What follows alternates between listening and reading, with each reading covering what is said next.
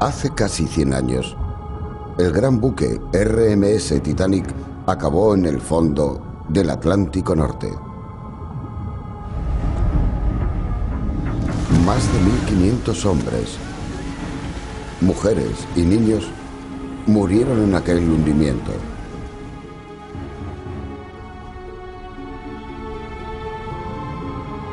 Incluso hoy, muchos detalles de su destrucción siguen siendo un misterio. Pero las pistas yacen ocultas entre el frío y la oscuridad. Sus restos, rotos y retorcidos, aún quieren contar su historia. Ahora, por primera vez, un verdadero equipo forense va a investigar el caso. Un arsenal de alta tecnología realizará un análisis de las profundidades. Se van a diseccionar y analizar trozos del Titanic. Nuevas técnicas van a revelar aspectos de la tragedia nunca antes vistos o conocidos.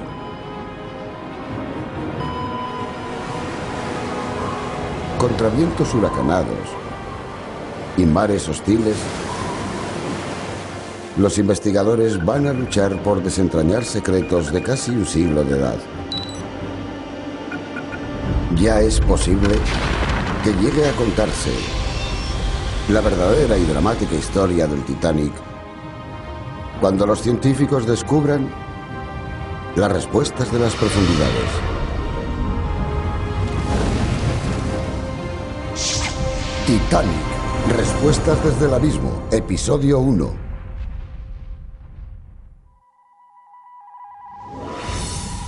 A unos 500 kilómetros de las costas de Norteamérica, en las oscuras aguas del Océano Atlántico,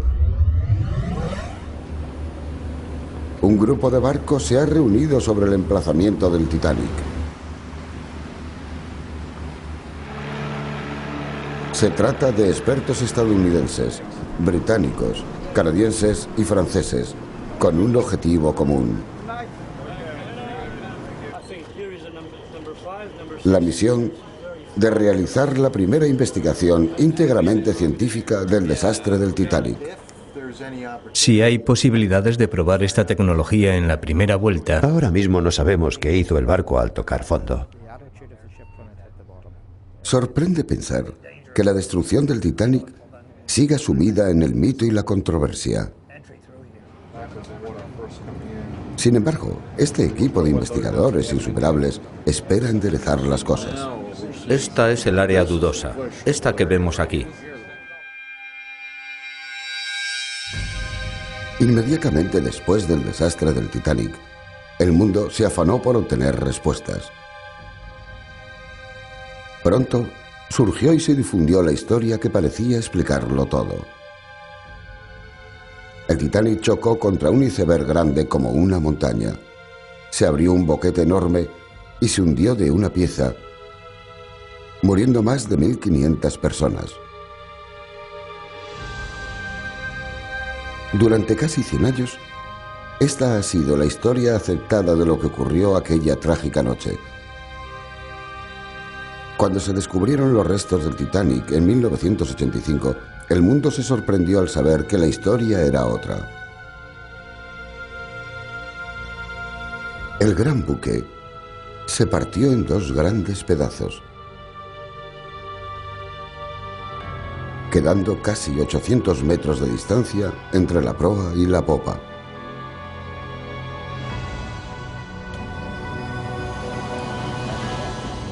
Aún hoy, seguimos sin saber cómo el buque se rompió y esparció por el lecho marino. Este grupo espera cambiar esa circunstancia. Un poco más lejos. Hay una enorme cantidad de misterios del Titanic aún por resolver. Esperamos que este concurso de cerebros sepa elaborar una respuesta aceptable a qué fue lo que ocurrió, por qué ocurrió y en qué orden ocurrió. Para reconstruir el desastre, El equipo trabajará desde alta mar con investigadores en tierra. Juntos dirigirán sus esfuerzos a los restos del Titanic. Se aplicará el método forense, como si del cadáver de un asesinato se tratara. La palabra forense evoca de inmediato la imagen del laboratorio de patología con alguien que hurga en un cadáver y, en cierta medida, hacemos eso mismo. Lo que hacemos es buscar signos y señales y, a menudo, información muy pequeña con la que construir un gran cuadro.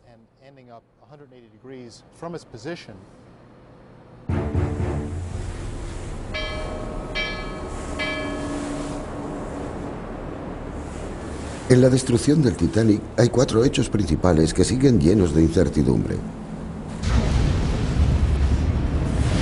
Daños del iceberg.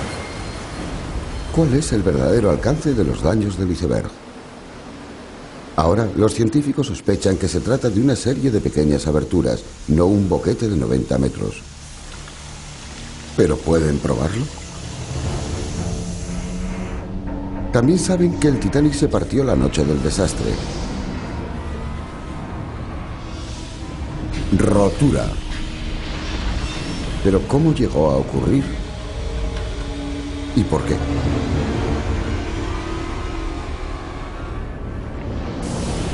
Uno de los mayores misterios es lo que ocurrió cuando el buque abandonó la superficie.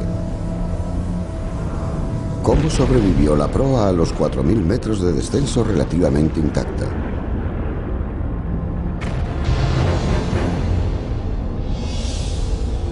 Hundimiento de la proa.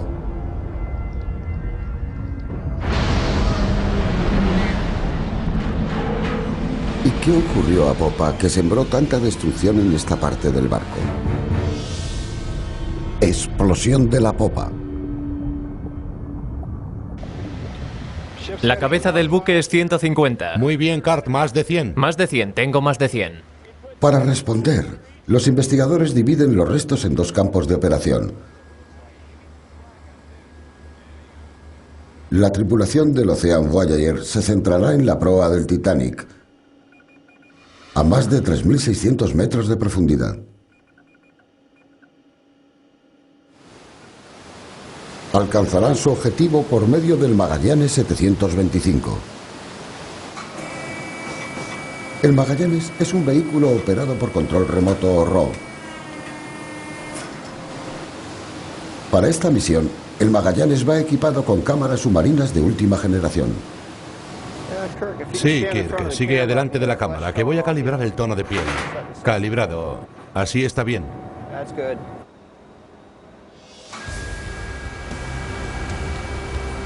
Una vez en el emplazamiento del Titanic, las poderosas lentes del Magallanes serán las perfectas herramientas de investigación. El Magallanes va a poder observar muy de cerca la estructura y varias piezas de escombros ahí abajo. Esperamos que recoja gran cantidad de pistas visuales. Con ellas obtendremos unos detalles nunca vistos que serán de gran ayuda para nuestras investigaciones. Hacer llegar el Magallanes hasta el Titanic requiere una grúa de 15 toneladas y un grupo de 8 hombres. La pequeña nave se une al barco mediante un cable de miles de metros de longitud.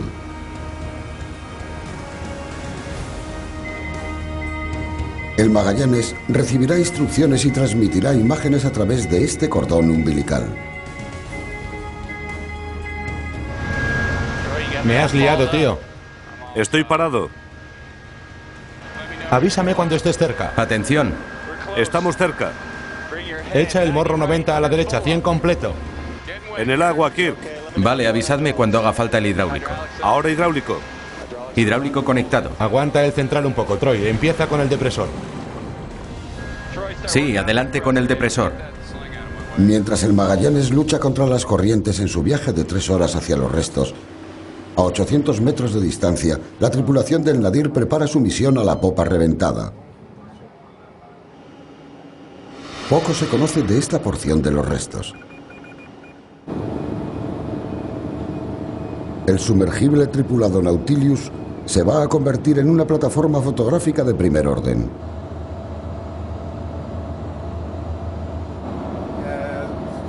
Monta uno. Dirige la misión el oceanógrafo Paul Mazallas. ¿Dónde está el perno? A medio camino.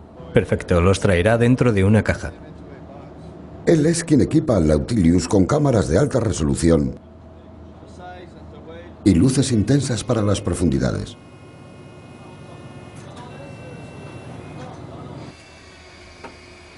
Las imágenes de los restos de la popa pasarán a esta pequeña esfera para su almacenaje en los ordenadores diseñados para la misión.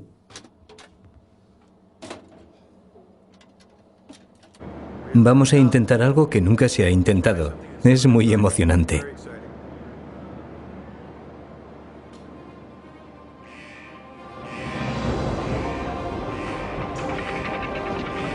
El Nautilus empieza su largo viaje hacia el Titanic.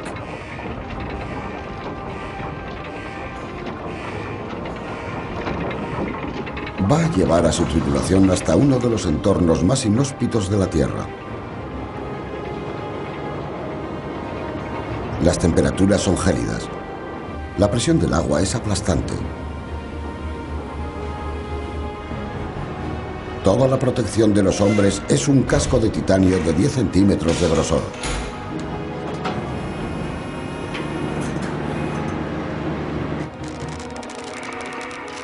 Tanto el Nautilus como el Magallanes parten en una misión histórica.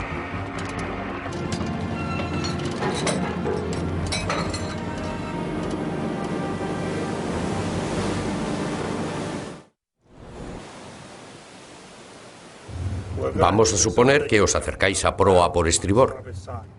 A bordo del Ocean Voyager, los científicos planifican con el equipo Magallanes la búsqueda de los daños causados por el iceberg. Acercándose al casco lateral, así que intentaremos... Bill Garske es arquitecto naval y uno de los mejores forenses marinos. Creo... David Livingstone trabaja para Harland and Wolff, la naviera que construyó el Titanic. Hay una entrada potencial en el casco. Estos hombres quieren hallar y fotografiar una sección de los daños que acabaron con el buque. Agujeros abollados, hay algunas obstrucciones.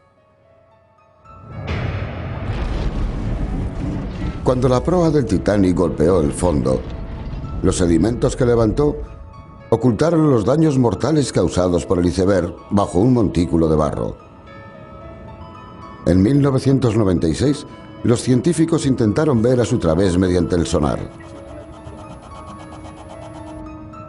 Según sus datos, el iceberg provocó una serie de pequeñas grietas que inundaron y hundieron el Titanic.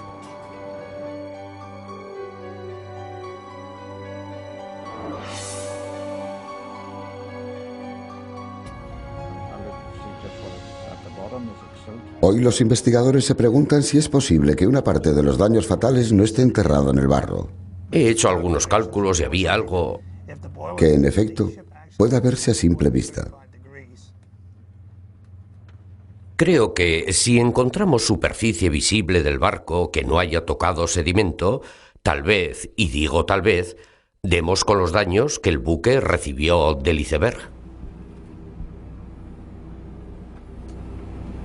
Antes de empezar la búsqueda, los pilotos deben llevar el Magallanes hasta la proa del Titanic.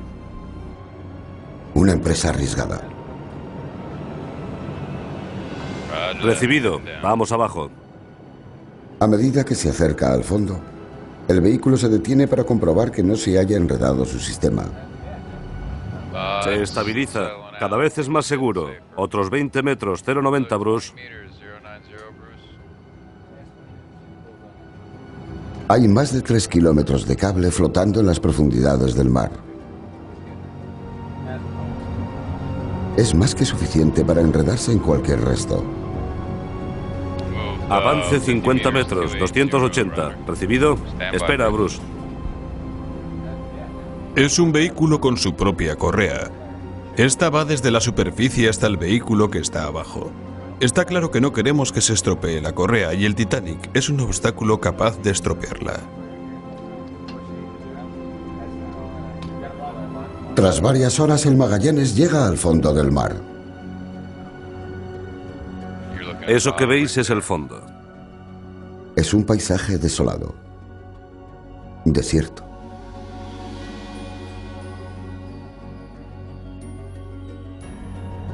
En algún punto de la oscuridad yace una estructura colosal que un día tuvo 4 manzanas de longitud y más de 30 metros de altura. 3,5 metros, justo delante. Hay algo muy cerca. Ahí están los restos. Muy bien, 1,5 metros. Arriba con él, está muy cerca.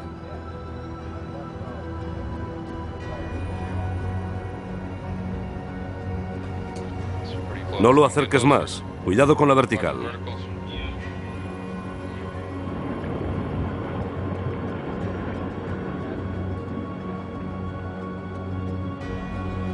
La proa del Titanic es arrebatadora.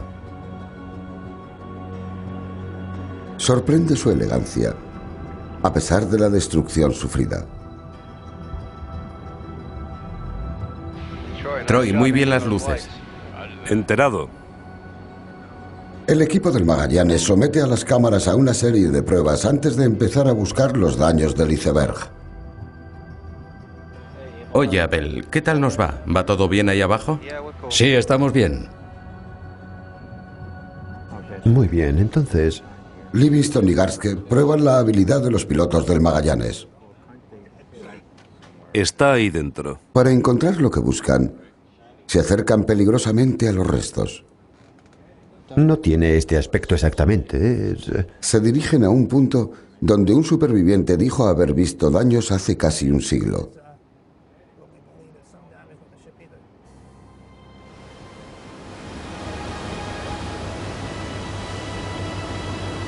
La noche del desastre, muy por debajo de los aposentos de lujo, el superviviente Frederick Barrett trabaja en la sala de calderas del Titanic. Barrett alimenta las calderas que suministran vapor a los motores.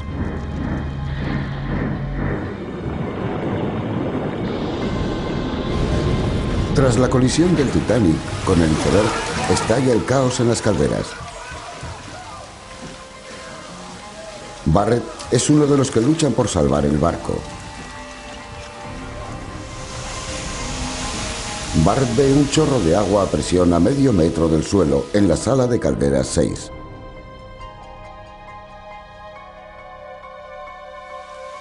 Una hora después, debe abandonar una sala de calderas vecina.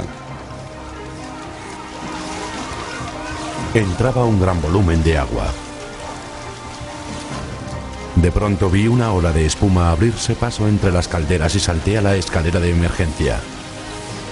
Frederick Barrett, bombero jefe.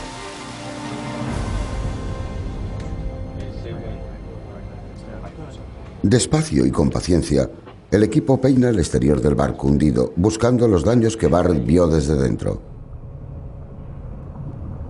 Para localizar la posición de Barrett, el equipo desciende por estribor contando las placas del casco y los ojos de buey. Aún sigo bajando. ¿Tengo algo a la izquierda? Es la única forma de hallar la zona exacta descrita por Barrett. En ese punto, ¿veis esa cosa que entra y sale? Sí. Sí. A cada segundo, el Magallanes se acerca más a su destino. Si localizan los daños, estos serán la base de su investigación.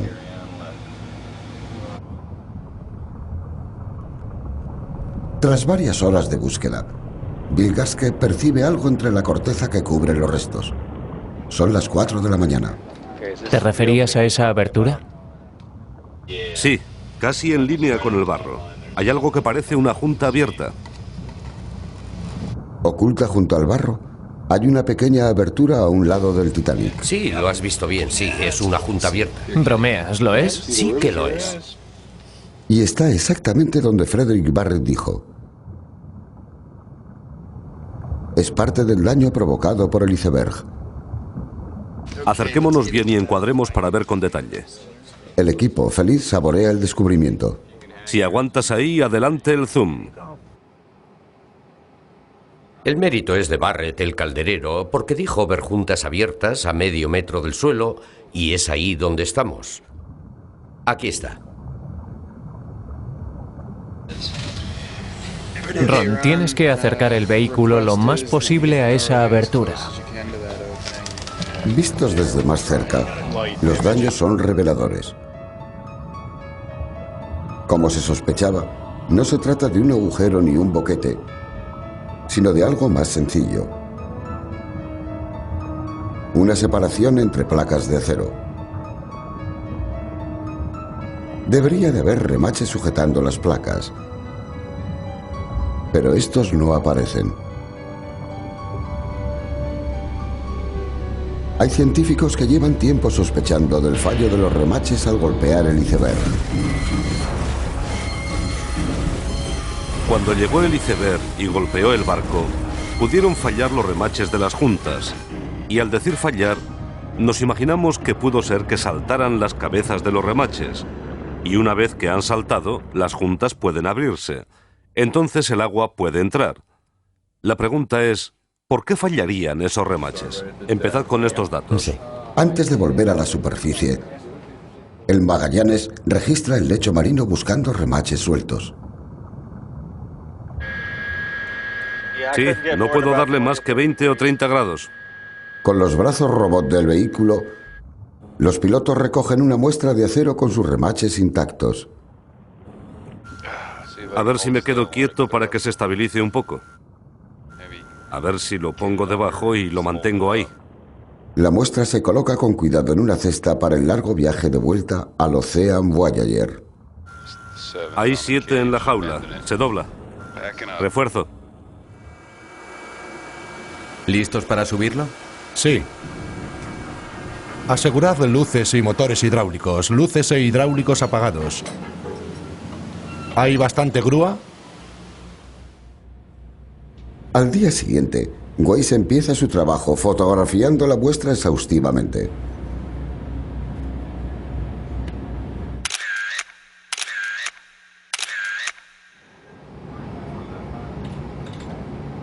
A continuación, retira los remaches con cuidado. Quiere conocer el porqué de su posible fallo.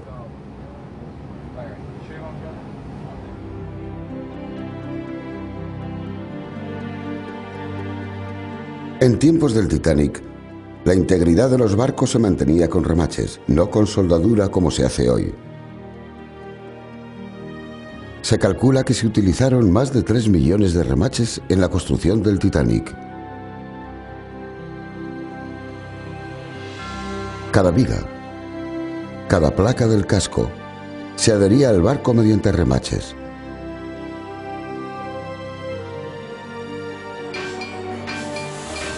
Los remaches del Titanic eran de hierro forjado. Esencialmente una mezcla de hierro y una sustancia llamada escoria.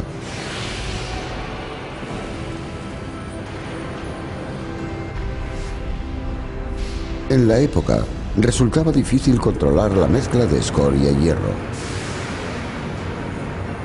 Y si se añadía demasiada escoria a la mezcla, los remaches podrían salir más débiles. Los investigadores quieren saber si fue esto lo que le ocurrió al Titanic.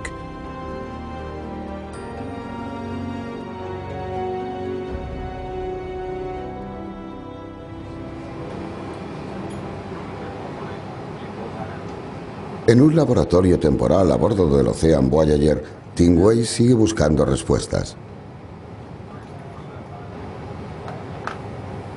Empieza realizando un corte para observar el interior.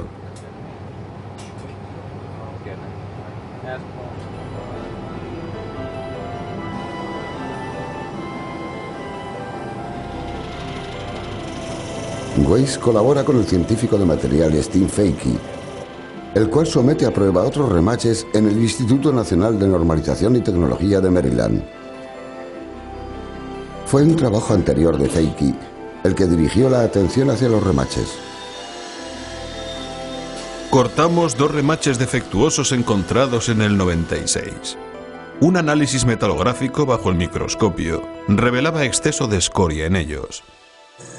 Así que en 1998 quisimos obtener más remaches de distintos lugares del barco. Juntos, Fake y Weiss examinan remaches de todos los tamaños utilizados en aplicaciones distintas.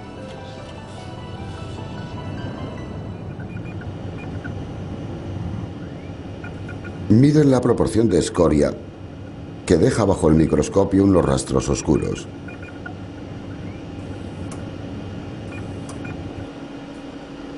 Algunos remaches poseen la cantidad óptima de escoria, la cual aparece en forma de partículas pequeñas y redondas.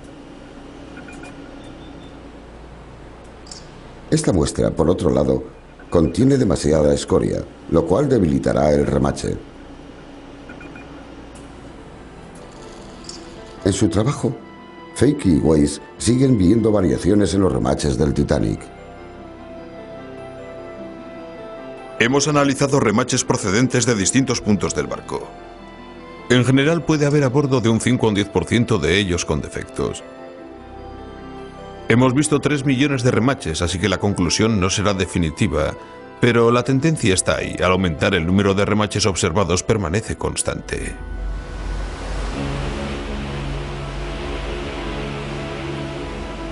El trabajo de Fakey plantea preguntas provocadoras.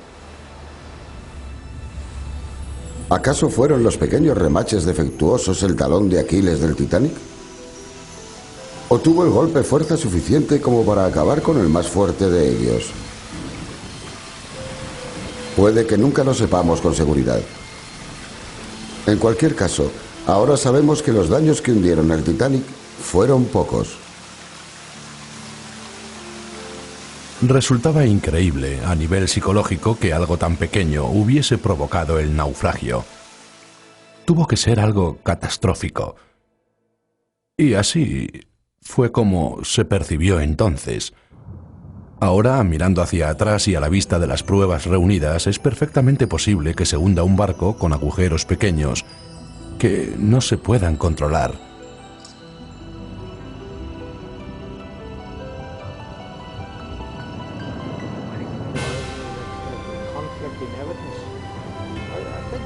Para Bill Garske y David Livingstone, la investigación ha empezado bien. Sin embargo, aún les queda mucho que hacer a estos dos hombres.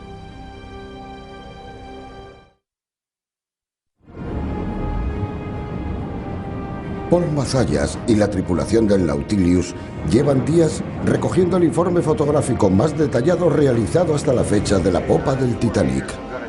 Vamos a afinar la exposición. Abre el obturador. El Nautilus es capaz de realizar movimientos muy precisos sobre el lecho marino. Y mientras vamos de un lado a otro, dispararemos las cámaras inferiores.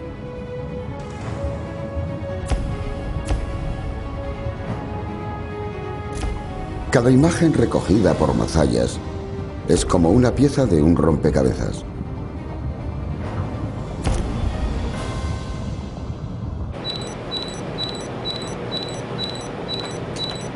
Al unir las imágenes, los científicos elaboran una visión singular de los restos. Este proceso se denomina fotomosaico. Las imágenes quieren contarnos una historia.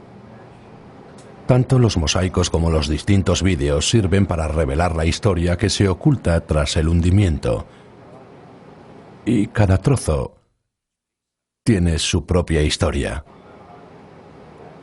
Ahora los científicos pueden ver con claridad algunos lugares históricos y de un gran dramatismo. A popa, las escaleras de tercera clase aparecen con mayor claridad.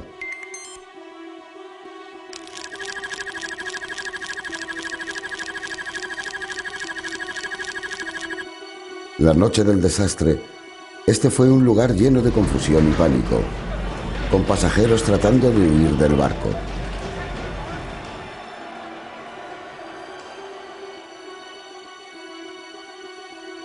Ahora también se ve mejor la cubierta más a popa del Titanic.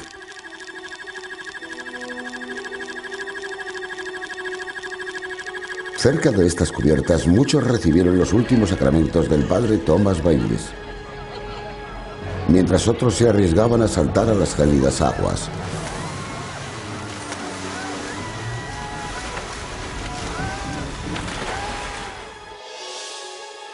En la sección de proa, los pescantes utilizados para bajar los botes salvavidas se aprecian con claridad sorprendente.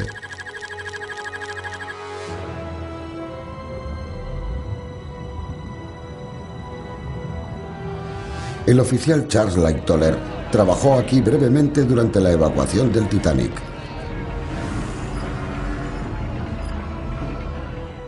El mosaico muestra asimismo la grandiosa escalera.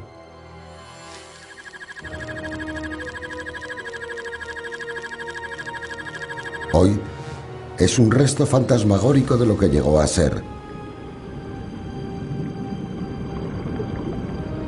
con recuerdos dolorosos de su antigua elegancia.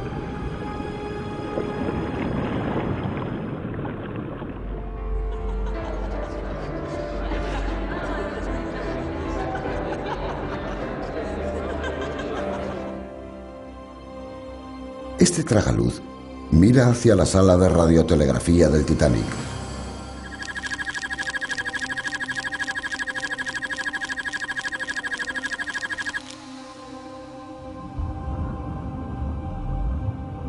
Un trozo de la radio aún cuelga del techo en equilibrio precario.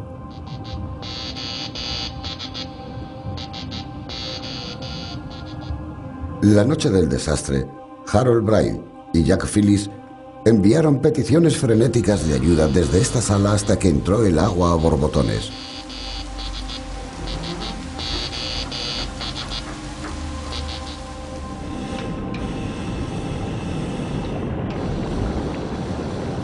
En los días siguientes, Mazallas y la tripulación del Nautilus fotografían los restos pedazo a pedazo. Harán falta miles de imágenes para completar este mosaico histórico del Titanic.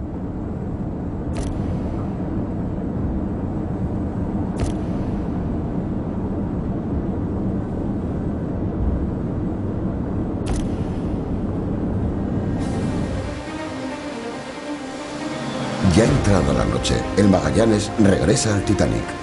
Sí, espera que lleguemos aquí para obtener los indicadores. Ahora los investigadores se centran en uno de los sucesos más asombrosos ocurridos durante el desastre del Titanic. Retíralo de ahí, va a subir. El momento en que el gran buque se hace pedazos. Muy bien, se va a encender el hidráulico, un poco más ladeado hacia abajo. Adelante. Dime cuando esté en el agua. ¿Estás en el agua?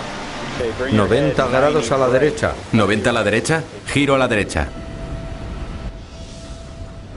Rotura.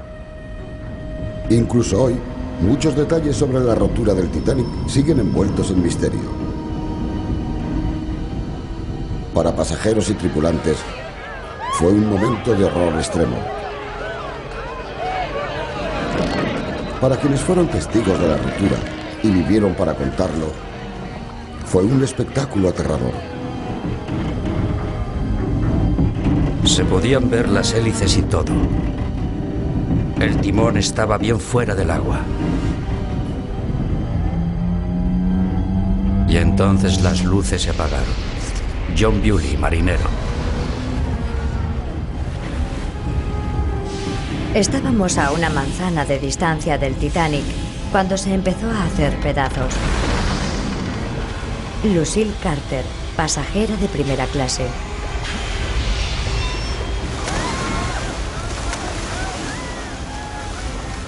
Tumbado en un montón de sillas, vi que el barco se partía en dos.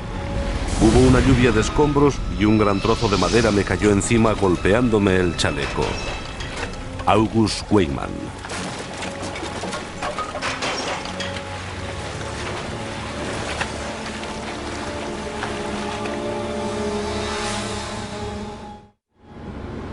Hoy, los investigadores peinarán los restos buscando pistas que tal vez expliquen la violenta destrucción del Titanic. El Magallanes se acerca al área cercana a la popa, conocida como el campo de escombros. Al llegar al fondo del mar, el Magallanes manda energía a sus luces. Miramos hacia el 240 a 180 metros, hacia el 251. Estamos al sur del campo de escombros, al sur de la popa. No sé exactamente a qué distancia, probablemente 200, 300 metros o algo así. Delante mismo, 18 metros. Vamos a entrar, alto. Los restos de esta área impresionan en extremo. Tengo un buen objetivo en el 270. Enormes trozos de barco se alzan cual monolitos gigantes. Voy a elevarme sobre estas cosas y mirar dentro. Tardaré un rato en llegar hasta allí.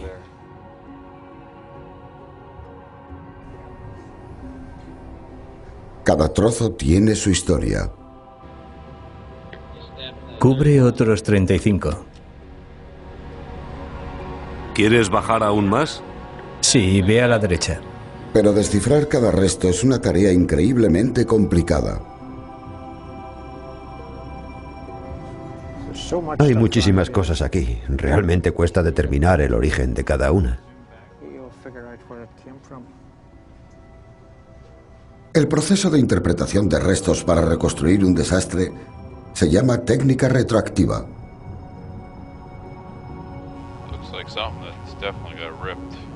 Parece algo que fue arrancado. ¿Alguna idea de lo que era?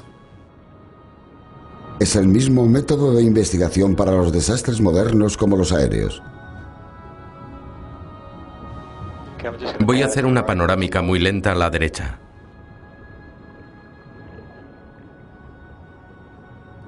Entre los restos dispersos, el equipo encuentra una serie de calderas. Cada una con una altura de más de 6 metros. Este trozo es muy alto. Enterado. Puede que las calderas ofrezcan pistas apreciables. Porque estaba aquí y otro tal vez estaba aquí. Algunos supervivientes creyeron oír explotar las calderas del Titanic, lo cual contribuiría a la rotura del barco. Fogones ya. Los investigadores quieren saber con exactitud lo ocurrido aquella noche terrible.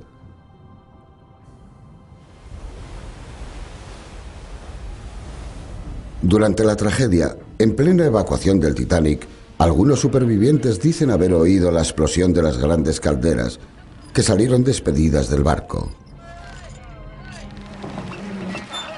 Mientras ayudaba con los botes, hubo explosiones bajo cubierta y el barco dio un brinco horrible y debido a ello formó una pila de cuerpos. La causa de las explosiones fue la entrada de agua helada en las calderas. August Weyman. Oí 4 explosiones distintas y pensamos que eran las calderas. Señora de Stuart White, pasajera de primera clase.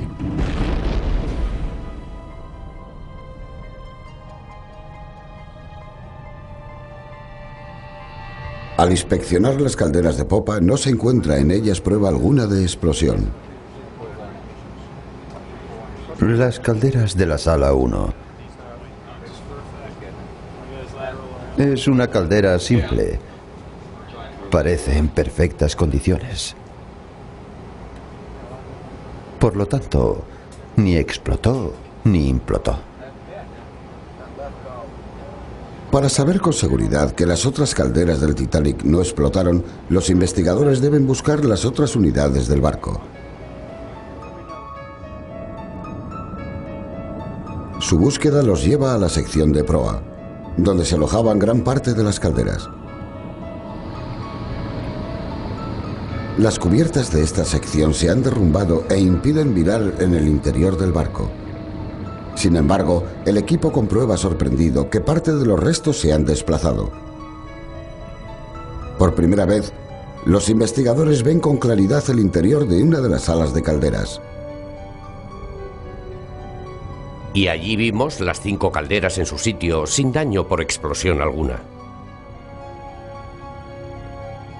nos indica que probablemente ninguna de las 24 calderas que funcionaban entonces llegaron a explotar o salirse de su emplazamiento. Si las calderas no reventaron el Titanic, ¿qué le hizo romperse en pedazos? Ahora los investigadores se fijan en el propio acero. ¿Pudo ser este defectuoso y contribuir así a la rotura? Se trata de una teoría muy debatida.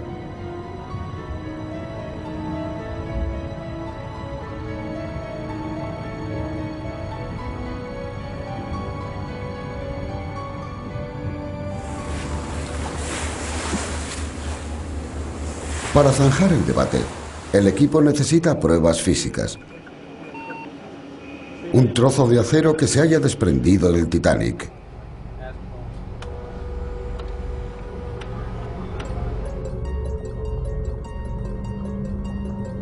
Los investigadores van a cortar la muestra de una sección de 20 toneladas denominada el Gran Pedazo.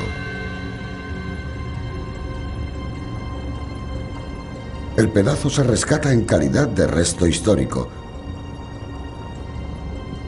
Pero para los investigadores es importante por otras razones. El pedazo, que procede del estribor del Titanic, abarca 2 cubiertas superiores de la zona de rotura. Si esta es débil, podría significar que gran parte del acero era quebradizo. El pedazo se rescata conectándolo a grandes bolsas elevadoras, con las que recorren los 4 kilómetros hasta la superficie.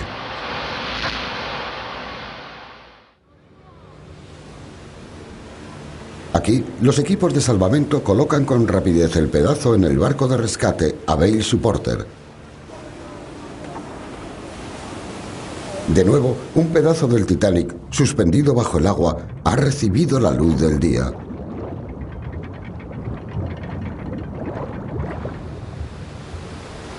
La tripulación trata de no causar daño alguno a este resto histórico. Colocadlo a un lado, dadle la vuelta, eso es. A pesar de lo mejor de sus esfuerzos, resulta difícil controlar tanto peso con tan fuerte viento. Esa soga no está bien tensada. Ahora sí. Tras varias horas de tensión, se ha puesto a salvo una sección del casco del Titanic. Ahora, David Livingstone y Bill Garske tienen en sus manos un vínculo tangible con la ruptura del buque. Mira, fíjate, aquí mismo. Esperamos aprender mucho más sobre cómo se partió el Titanic y tal vez explicar mejor por qué el barco se encuentra en su estado actual. O la presión gravimétrica de entonces. No lo creo. Sí. Probablemente sea plomo.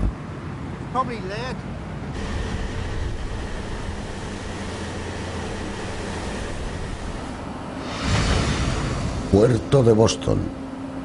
El Gran Pedazo llega a Boston tras un viaje de 4 días.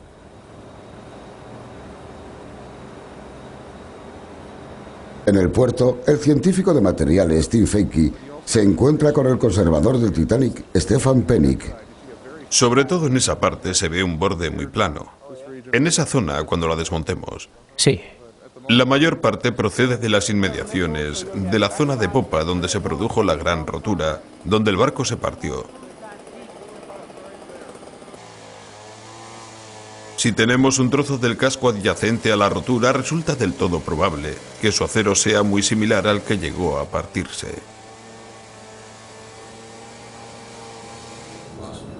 ¿Es esta parte? ¿Puedes ponerlo bajo la luz?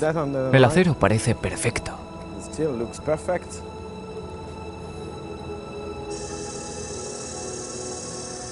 Ya en su laboratorio, Feige prepara una muestra seccionada del acero.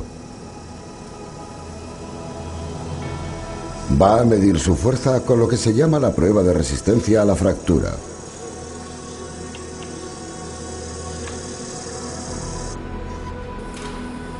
Esta máquina va a someter el acero a fuerzas de más de 1100 kilos. Has bajado mucho. Es un proceso lento de doblado. similar al que sufrió el Titanic la noche del desastre. ¿Ves una abertura ahí abajo? Muy pequeña. Cuando la popa del Titanic salió del agua, la carga sobre la superficie del barco multiplicaba varias veces la que su diseño podía soportar. La reacción de los materiales a esta carga enorme va a determinar lo que le ocurrió al barco.